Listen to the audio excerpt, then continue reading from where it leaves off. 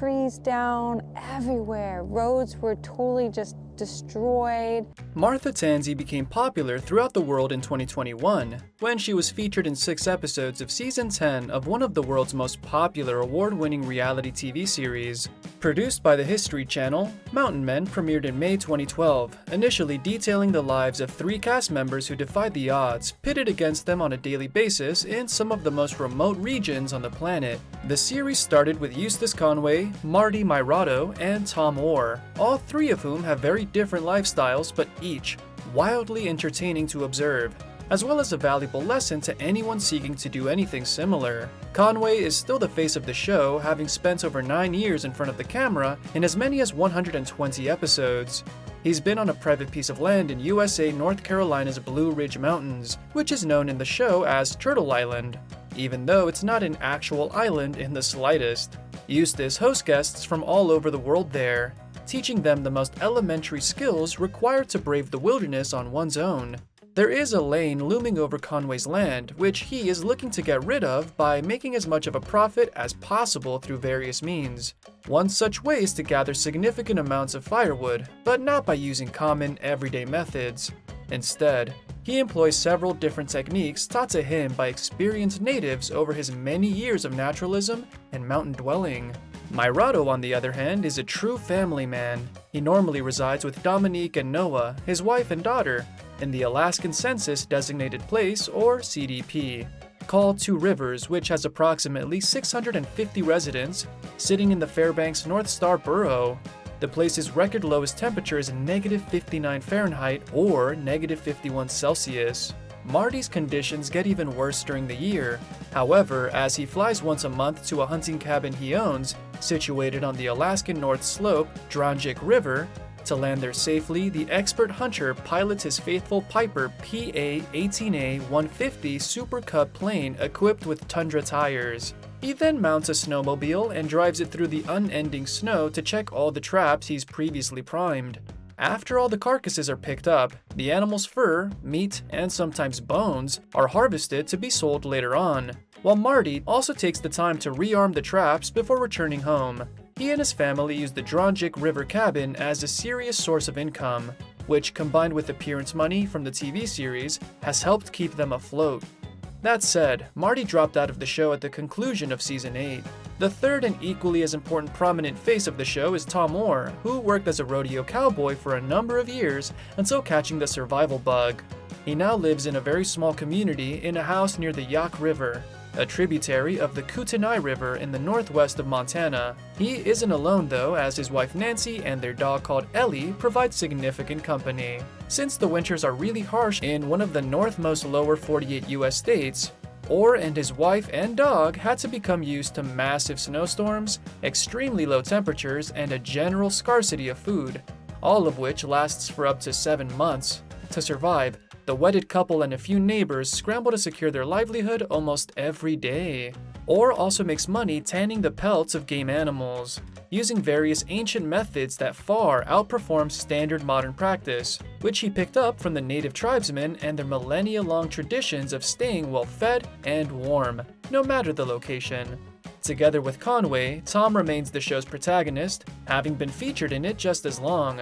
Throughout the seasons, the series has taken a look at much more survival experts, all with different lives and often unique areas of expertise, thus offering a wide array of wilderness education to their audience. For example, Rich Lewis and his wife Diane showed up in the series between seasons 2 and 6, at which point he was showcased hunting down one of the most dangerous and unforgiving beasts in the whole of his continent, the North American cougar, also known as mountain lions. To first be able to track them down, Lewis employed a trusty group of experienced hounds who can track smells in an unimaginable radius, even throughout the winter seasons. With the perfect method of locating the mountain lions safely, all Rich had to do most of the time was pull the trigger. Not a lot of meat comes from these felines, but what he's really after is the pelt, which sells for exorbitant prices due to the rarity of mountain lion hunters, as generally no one wants to take on the risk of being mauled or worse. In spite of being rather good at what he did, Lewis said that he was getting too old for the craft and ultimately dropped out of the series. Had he continued, he would have been a fan favorite for many more episodes to come. The series has featured many experts over the years, and the latest one to join the diverse cast was a certain Martha Tansy from the north of the US. Although she didn't grow up there, Martha has spent most of her adult life in the Alaskan wilderness. Having been in the US Army for just over 5 years, Martha is quite skilled at a number of jobs that normally require a male hand, such as fixing cars, creating tools and weapons, as well as hunting big game, dangerous off-road driving, and even sharpshooting. She now lives in the southern part of central Alaska with her daughter Ellie, who provides help in less physically challenging tasks, including setting up tents, preparing food, and harvesting smaller parts of the big catches. Tansy is a designated hunter of the Alaskan Athabascans, one of the native peoples of the 49th state, originally from its deep interior and believed to have been present there for hundreds of years. Self-identified as Tine or Today's, Dina, meaning people or men.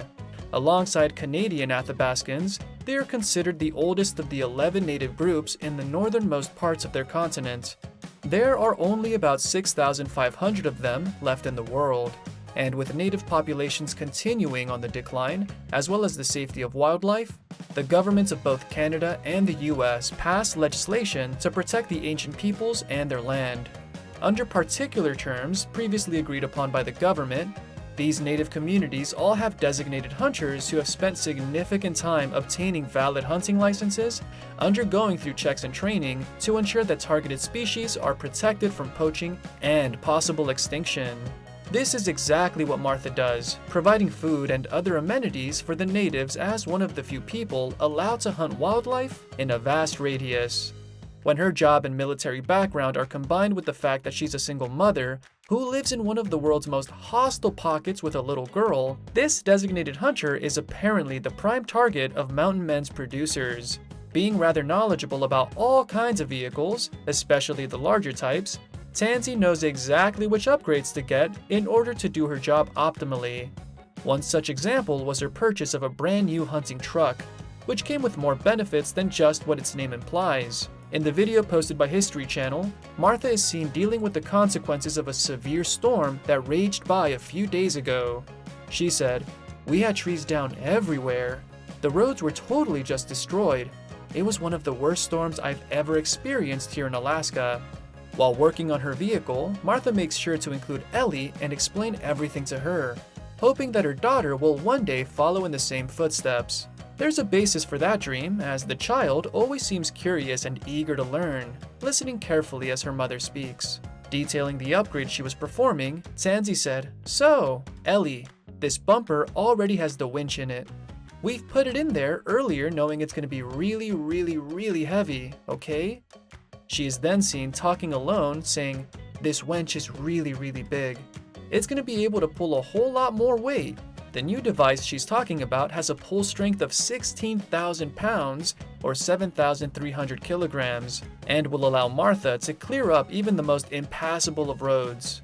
The mother and daughter then mount the winch onto the front of the truck, aligning the metal slots with the vehicle's frame using a mini crane. As they move through the process, Tansy explains every single step to Ellie, who is in control of several devices. They are essentially rebuilding most of the machine. To that end, Martha stated, "Building this truck has been something that's so important to our mission." They then roll in the brand new wheels, comparing them to the old ones. The mother says, "Look at the difference here. We've got like a good 18 inches, 46 centimeters or so." Comparing it to her previous main vehicle, she explained, "It's going to be taller than the Moose buggy, so it's going to be able to cross a lot more rivers, swamps." As the daughter follows along, her mother explains the process further with, "Every single bolt gets a washer and a nut." To the camera, she said, "Teaching Ellie how to work on cars is super important. It's a big deal. I mean, it's survival. If we miss something, it's not just, oh, we gotta take it to the shop. It's, oh, we got stuck out in the middle of the woods."